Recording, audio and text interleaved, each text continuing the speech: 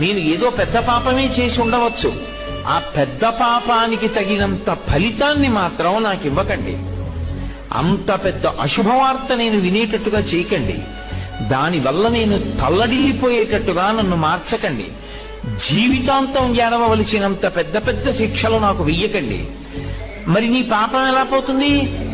నన్ను అనుగ్రహించండి. నేను తప్పు చేశాను. ఎందుకు చేశాను? మీరున్నారని తెలియక చేశాను ఒకప్పుడు ఆ పాపం.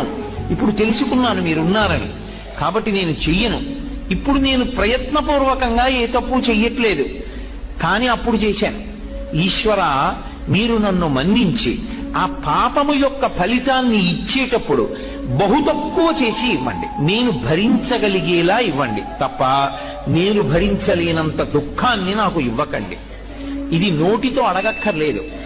ఈశ్వరుణ్ణి ప్రార్థన చేస్తాడు. వాడొకడు ఉన్నాడన్న నమ్మకం